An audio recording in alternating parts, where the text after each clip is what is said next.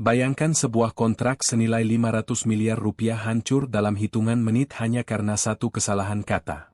Di tengah direksi yang panik dan gemetar, seorang wanita dengan kain pel di tangan tiba-tiba berdiri dan berbicara dalam bahasa Prancis yang begitu sempurna hingga suasana ruangan membeku seketika. Siapa sebenarnya wanita yang selama 2 tahun ini dianggap hanya bagian dari furnitur kantor? Hari ini, Naila bukan lagi sosok yang tidak terlihat. Ia adalah predator korporat yang siap membongkar skandal besar demi sebuah penebusan. Ini adalah kisah tentang pengkhianatan di Paris, kejatuhan yang menyakitkan ke dasar kemiskinan, dan sebuah kebangkitan tak terduga yang menantang segala logika harga diri di dunia bisnis Jakarta yang kejam. Sebelum tirai terbuka, bersiaplah untuk melihat bagaimana debu yang paling rendah sekalipun ternyata menyimpan kilau berlian yang sanggup membutakan mata dunia. Sore itu, Jakarta tidak hanya panas, tapi mencekik. Langit di luar jendela kaca lantai 40 gedung Nusantara Holdings tampak seperti tumpukan jelaga yang siap menumpahkan badai, namun suhu di dalam ruangan jauh lebih membara karena tekanan yang tak kasat mata. Dharma Prasetyo, sang singa bisnis yang telah membangun imperium ini selama 30 tahun, kini berdiri dengan bahu yang sedikit merosot. Di hadapannya, kontrak senilai 500 miliar rupiah dengan Morel Group bukan sekadar angka, melainkan napas buatan bagi perusahaannya yang mulai tercekik utang ekspansi. Kecelakaan tragis yang menimpa sang penerjemah tunggal mereka di jalan tol bukan hanya sebuah nasib buruk, melainkan sabotase semesta yang paling kejam. Dharma tahu benar siapa Henry Morel. Pria aristokrat Prancis itu tidak memandang bisnis sebagai pertukaran uang semata, melainkan sebagai tarian kehormatan. Bagi Morel, ketidakmampuan sebuah perusahaan untuk menyediakan jembatan bahasa yang mumpuni adalah bukti bahwa perusahaan tersebut amatir, ceroboh, dan tidak layak menjadi mitra. Di tengah kegaduhan para direktur yang saling melempar kesalahan, Naila Dara sedang berlutut di sudut terjauh ruangan. Ia sedang mengelap tumpahan kopi pahit yang dijatuhkan oleh seorang manajer yang gemetar. Selama 2 tahun, Naila telah menjadi hantu di gedung ini. Ia adalah wanita yang datang saat cahaya matahari belum menyentuh trotoar dan pulang saat lampu-lampu jalan sudah mulai meredup. Tak ada yang tahu bahwa di balik tatapan matanya yang selalu menunduk, ia sedang merekam setiap kelemahan emosional orang-orang di ruangan itu. Bagi Naila, kepanikan mereka adalah drama yang sudah terlalu sering ia saksikan di panggung yang jauh lebih megah di Paris. Namun, Naila menyimpan sebuah rahasia yang jauh lebih berbahaya daripada sekadar kemampuan bahasa. Ia adalah seorang arsitek finansial yang pernah mengguncang pasar Eropa, sebelum sebuah pengkhianatan sistematis membuatnya menjadi paria internasional. Ia telah bersumpah untuk mematikan jati dirinya, mengubur Naila Daras Lauren, sedalam mungkin di bawah tumpukan kain pel dan aroma pembersih lantai. Namun, ketika ia melihat Kirana, sang sekretaris yang biasanya tangguh, kini mulai terisak karena gagal menemukan penerjemah pengganti dalam waktu 20 menit, sesuatu di dalam diri Naila bergejolak. Ia melihat kehancuran yang sebentar lagi akan menimpa ribuan karyawan kecil di gedung ini jika kontrak itu batal. Naila berdiri perlahan, memeras kain lapnya dengan gerakan yang presisi, lalu melangkah menuju pusat badai. "Saya bisa melakukannya, Pak Dharma," ucapnya. Suaranya tidak melengking, namun memiliki frekuensi yang sanggup menembus hiruk-pikuk pertengkaran para direktur. Ruangan itu mendadak sunyi, seolah oksigen dihisap keluar secara paksa. Dharma Prasetyo menoleh, menatap wanita berseragam biru kusam itu dengan kerutan di dahi yang dalam. Ia mencari kegilaan atau lelucon di mata Naila, namun yang ia temukan hanyalah sebuah otoritas dingin yang justru membuatnya merasa kerdil. Dharma tidak memiliki pilihan selain berjudi dengan nasibnya. Di bawah tatapan skeptis dan cibiran tertahan dari para direksi, ia memerintahkan Kirana membawa Naila ke toilet eksekutif. Di sana, di balik pintu kayu mahoni yang tertutup rapat, Naila menanggalkan seragam biru yang selama ini menjadi tameng persembunyiannya. Saat ia mengenakan kemeja sutra putih dan blazer hitam cadangan yang diambil Kirana dari lemari darurat, sebuah transformasi metafisika terjadi. Otot-otot di wajah Naila mengeras, punggungnya tegak seolah ada baja yang menyangganya, dan cara ia menapakkan kakinya di atas lantai marmer berubah menjadi langkah seorang predator yang kembali ke wilayah perburuannya. Ia menatap pantulan dirinya di cermin besar yang mengkilap. Bayangan masa lalu di Prancis berkelebat, raungan jaksa, kilatan lampu jurnalis, dan wajah dingin suaminya, Arlando, yang membiarkannya membusuk dalam investigasi pencucian uang demi menyelamatkan aset-aset pribadinya. Naila menyisir rambutnya dengan jemari yang stabil, seolah ia sedang mengatur strategi perang.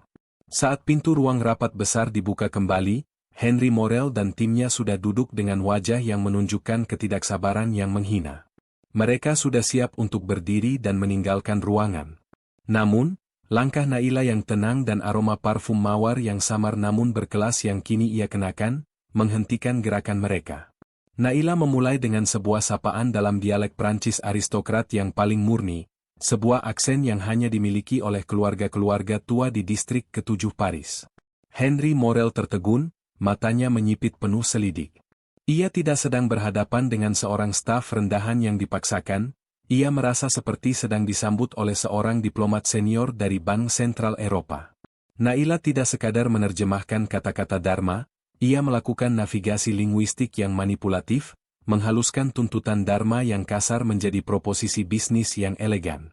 Namun, di tengah jalannya presentasi, mata tajam Naila menangkap sesuatu yang terlewatkan oleh seluruh Departemen Hukum Nusantara Holdings. Di halaman 37 dokumen kontrak tersebut, terdapat sebuah klausul kecil tentang kepemilikan aset silang. Naila tahu persis skema ini. Ini adalah jebakan yang sering digunakan konglomerat Eropa untuk menyerap perusahaan lokal secara perlahan dalam waktu 10 tahun. Naila kini berdiri di persimpangan moral yang sangat kontroversial. Jika ia diam, ia tetap aman. Jika ia bicara, ia mempertaruhkan posisinya namun bisa menyelamatkan Imperium Dharma. Mohon maaf, Monsieur Morel, sela Naila di tengah pemaparan teknis, namun struktur kepemilikan yang Anda ajukan di paragraf 4 subbab B adalah sebuah puisi finansial yang sangat elegan. Namun di bawah hukum perpajakan Indonesia, ini disebut sebagai bunuh diri terencana. Ruangan itu kembali membeku. Dharma Prasetyo menatap Naila dengan wajah pucat, keringat dingin mulai membasahi kemejanya. Ia tidak mengerti mengapa bawahannya ini justru menyerang sang investor yang membawa uang ratusan miliar. Namun, Naila tidak mundur selangkah pun. Ia membedah klausul tersebut dengan presisi seorang ahli bedah. Ia menjelaskan bagaimana skema optimalisasi pajak yang diajukan Morel Group justru akan memicu audit investigatif dari Dirjen Pajak Indonesia yang bisa berujung pada denda 300%. Henry Morel menatap Naila dengan tatapan yang bercampur antara amarah yang tertahan dan kekaguman yang mendalam. Ia menyadari bahwa wanita di depannya bukan sekadar penerjemah. Ia adalah seorang ahli strategi yang mampu melihat pisau yang ia sembunyikan di balik bahasa hukum yang rumit. Henry mencoba menekan Naila, mengajukan pertanyaan-pertanyaan teknis yang sengaja dirancang untuk menjatuhkan mental seorang amatir. Namun, Naila menjawabnya dengan referensi regulasi internasional yang bahkan membuat tim hukum Morel sendiri saling berbisik panik. Ia menawarkan solusi restrukturisasi di tempat, sebuah langkah yang sangat berani dan tidak lazim dalam meja negosiasi. Naila secara efektif membalikkan keadaan, membuat Morel Group yang tadinya berada di atas angin kini menjadi pihak yang harus menyesuaikan diri. Kontroversi pun mulai merebak di dalam internal Nusantara Holdings. Reza, direktur keuangan yang merasa otoritasnya dilangkahi, mulai menyebarkan bisikan jahat di pojok ruangan. Ia menduga Naila adalah mata-mata dari perusahaan pesaing yang sengaja disusupkan sebagai petugas kebersihan untuk menghancurkan kesepakatan ini. Namun, Dharma sudah kehilangan keraguannya. Ia melihat bagaimana Henry Morel, pria yang tak pernah tunduk pada siapapun, kini justru menyandarkan punggungnya ke kursi dengan senyum tipis yang menandakan sebuah pengakuan atas lawan yang sepadan. Setelah sesi pertama yang menegangkan berakhir dengan kesepakatan lisan yang jauh lebih menguntungkan pihak Indonesia, Dharma menarik Naila ke ruang kerja pribadinya.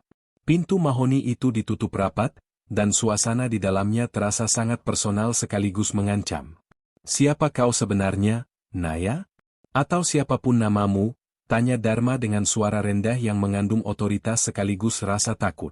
Ia menyadari bahwa ia baru saja menyerahkan nasib perusahaannya ke tangan seorang wanita yang bahkan tidak ia ketahui nama belakangnya selama 2 tahun. Naila menarik napas panjang, menatap pemandangan kota Jakarta yang mulai kerlap-kerlip di bawah sana. Akhirnya, topeng itu ia lepaskan sepenuhnya. Nama saya Naila Daras Lauren, Pak Dharma. 4 tahun lalu, foto saya menghiasi halaman depan surat kabar ekonomi di Prancis sebagai tersangka utama skandal penggelapan pajak di Lauren Associates. Saya adalah direktur operasional yang dikhianati oleh sistem, dan oleh suami saya sendiri, Arlando. Dharma membeku di tempatnya. Ia ingat nama itu. Ia ingat skandal besar yang mengguncang pasar Paris 4 tahun lalu, karena perusahaannya sendiri hampir saja menjadi korban dalam salah satu transaksi Arlando. Ia menyadari ironi yang sangat pahit. Salah satu otak finansial terbaik yang pernah dicari oleh Interpol kini sedang membersihkan mejanya setiap pagi dengan gaji yang tidak cukup untuk membeli satu buah tas desainer di butik mewah. Namun, pengakuan Naila tidak berhenti di sana. Ia mengungkapkan alasan mengapa ia memilih Nusantara Holdings sebagai tempat persembunyiannya. Ia tahu Dharma adalah rekan bisnis masa lalu Arlando, dan ia memiliki bukti bahwa Arlando pernah mencoba menumbangkan Dharma beberapa tahun lalu. Naila tidak berada di sini karena kebetulan, ia sedang menjalankan hibernasi strategis. Ketegangan mencapai puncaknya ketika Naila memberikan syarat mutlak jika Dharma ingin ia melanjutkan negosiasi akhir dengan Morel Group. Ia tidak meminta bonus uang dalam jumlah besar. Ia meminta sebuah kursi di meja direksi dan perubahan total pada sistem pengupahan karyawan tingkat bawah yang selama ini ia saksikan diperas habis-habisan oleh para manajer. Dharma terjepit antara rasa terima kasih dan ketakutan akan skandal masa lalu Naila yang bisa saja meledak dan menghancurkan reputasi barunya. Hari penandatanganan kontrak final menjadi sebuah tontonan yang akan dikenang selama puluhan tahun di dunia korporat. Kontrak itu tidak lagi bernilai 500 miliar, melainkan meroket menjadi 800 miliar rupiah karena Naila berhasil meyakinkan Morel untuk menjadikan Nusantara Holdings sebagai hub utama mereka di Asia Tenggara. Namun, syarat yang tercantum di dalam akta notaris itu sangat kontroversial. Naila Daras secara resmi memegang 25% saham perusahaan sebagai mitra strategis. Di hadapan puluhan jurnalis bisnis yang berkumpul di lobi utama, Naila tidak tampil sebagai sosok yang meminta belas kasihan atas masa lalunya. Ia berdiri dengan keanggunan yang dingin, mengenakan setelan blazer yang ia beli dari gaji pertamanya sebagai direktur. Dalam pidatonya yang fenomenal, ia menyerang standar moral dunia bisnis yang seringkali menghakimi seseorang tanpa melihat kebenaran yang tersembunyi. Ia menegaskan bahwa kompetensi sejati adalah mata uang yang paling stabil, melampaui segala bentuk fitnah dan kejatuhan sosial. Naila memenuhi janjinya dengan sangat agresif. Hal pertama yang ia lakukan sebagai pimpinan adalah menaikkan gaji seluruh staf layanan umum, dari petugas keamanan hingga petugas kebersihan, sebesar 30%. Ia mendirikan yayasan beasiswa yang dibiayai langsung dari dividen sahamnya. Ia mengubah budaya kerja yang tadinya toksik menjadi sebuah sistem yang menghargai setiap tetap keringat manusia. Ia bukan sekadar pemimpin, ia adalah seorang simbol pemberontakan terhadap kelas sosial. Saat Arlando, mantan suaminya yang baru saja bebas dari penjara di Prancis, mencoba menghubunginya kembali melalui telepon internasional untuk meminta bantuan finansial dan, kesempatan kedua, dalam hubungan mereka, Naila hanya tersenyum tipis. Ia memandang langit Jakarta yang kini cerah setelah badai. Arlando, kau dulu bilang aku adalah aset yang bisa kau buang. Sekarang, aku adalah pasar yang tidak akan pernah bisa kau masuki, ucapnya sebelum memutus sambungan telepon selamanya. Perjalanan panjang Naila Daras akhirnya mencapai puncaknya, dari seorang wanita yang bersembunyi di balik seragam kebersihan hingga kembali tegak sebagai pemimpin divisi internasional yang disegani. Ia tidak hanya mendapatkan kembali harga dirinya yang sempat dirampas oleh masa lalu, tetapi juga membawa perubahan nyata bagi mereka yang selama ini terpinggirkan di lantai-lantai gedung tinggi Jakarta. Melalui keberaniannya, Naila membuktikan bahwa kompetensi sejati adalah api yang tidak akan pernah padam, meski ditimbun oleh tumpukan kesulitan dan fitnah yang paling berat sekalipun. Hikmah utama dari kisah ini adalah bahwa kesempatan kedua selalu ada bagi mereka yang menjaga integritas dan tidak pernah berhenti mengasah kemampuan, karena nilai diri seseorang tidak ditentukan oleh pekerjaannya saat ini, melainkan oleh kualitas jiwa dan keahlian yang ia bawa. Perlu kami sampaikan bahwa seluruh narasi ini adalah fiktif, namun kami susun serealistis mungkin agar kita dapat memetik pelajaran berharga darinya. Terima kasih tulus kami ucapkan karena Anda telah menonton hingga detik terakhir.